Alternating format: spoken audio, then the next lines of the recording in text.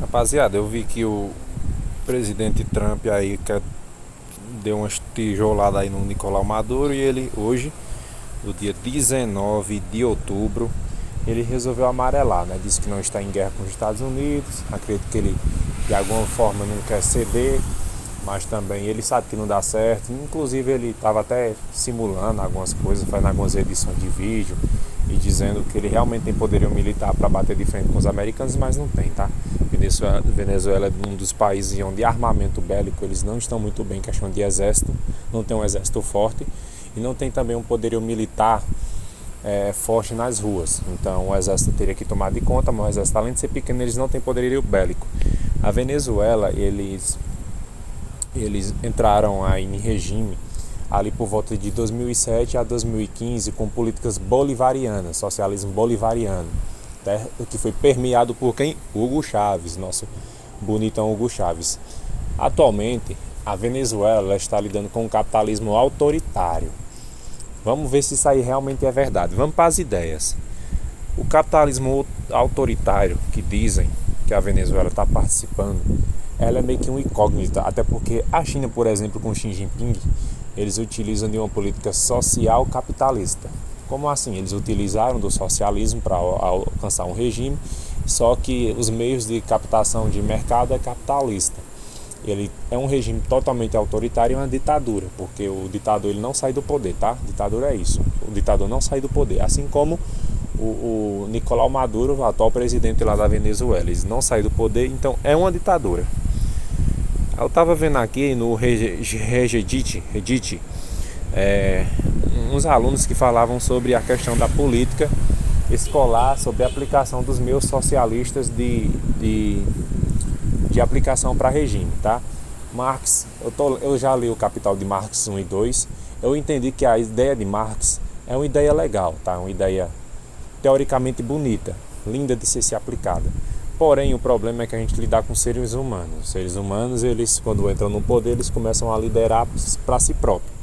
A gente não pode dizer que até mesmo a ideia do presidente Lula de fazer com que a concorrência seja morta, a direita morra, fazendo conluios com o Senado, com os deputados, aumentando ali a base de apoio a ele. Lógico que é uma política que também a direita também utiliza, mas é uma política considerada uma política ditatorial.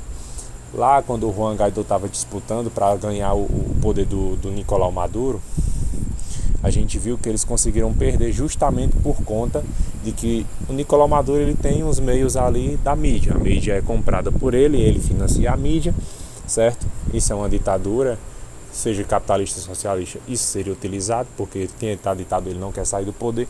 E a política bolivariana, que foi terminada em 2015, continuou sendo aplicada por Nicolau Maduro, chegando a um regime totalmente autocrata. Então, um regime atualmente autocrata, onde ele sabe que os meios democráticos eles têm que ser ludibriados e passados aos outros países como se estivesse realmente acontecendo nos meios democráticos. Mas o Nicolau Maduro ele não faz isso, tá? O Nicolau Maduro ele é um ditador. Vou botar a foto do pirangueiro porque tem gente que não sabe quem é. O Nicolau Maduro ele é um ditador onde ele segue as ideias socialistas da aplicação de Karl Marx, tá? Ele segue as ideias de Karl Marx. Ele seguiu a ideia de Karl Marx. Ele aplicou as ideias de Karl Marx. E ele conseguiu chegar ao poder pelas ideias de Karl Marx. E pelas ideias de Karl Marx, quando ele foi aplicar a teoria do capital, ele não seguiu o planejamento. Ele conseguiu o poder. Os socialistas, de alguma maneira, eles têm esses pensamentos. Os professores, eles são ludibriados com essas políticas sociais instaladas nas universidades, nas escolas de ensino médio. Tanto que eu digo que todo professor é comunista.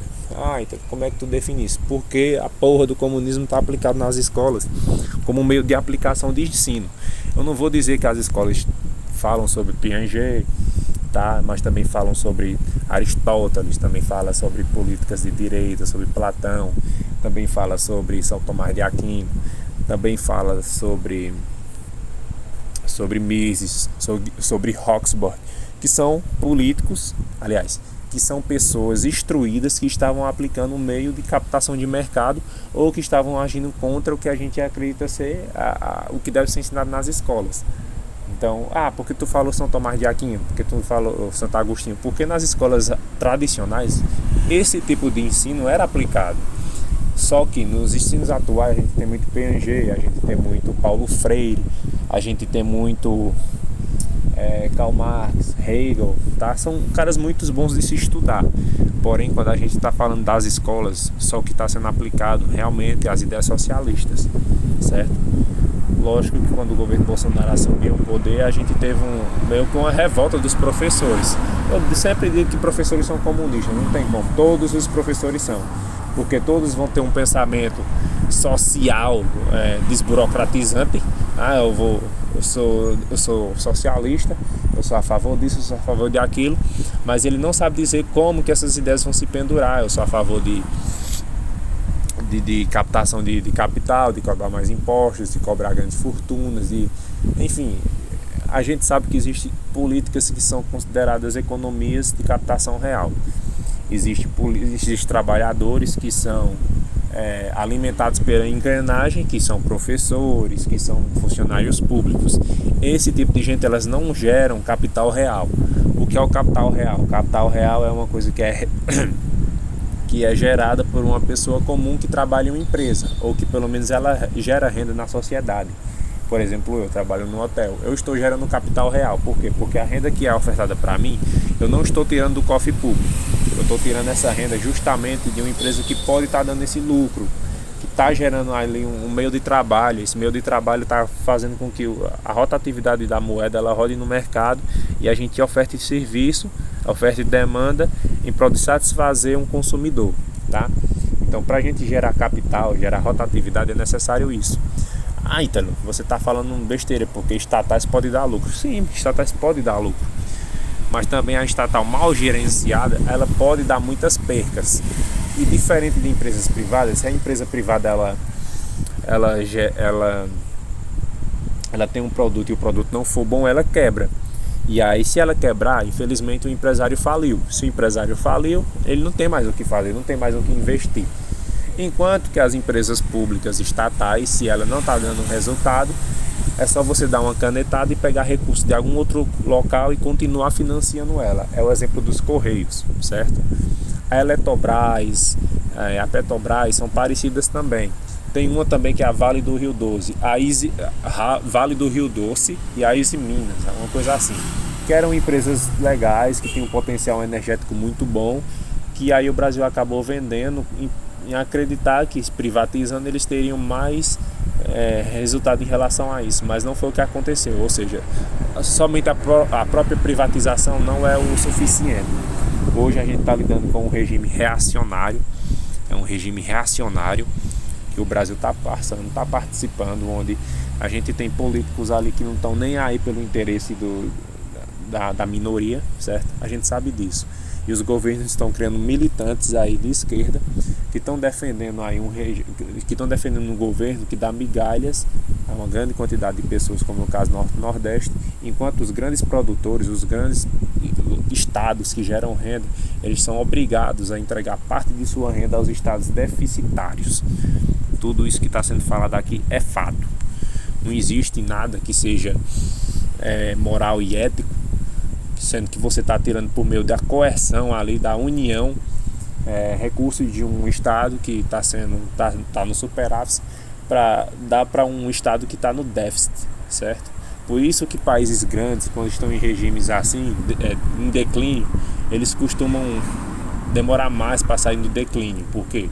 Porque é instalado de baixo, da base, até o alto, que no caso seria a parte maior, né? Da base até o topo, é dos pés à cabeça.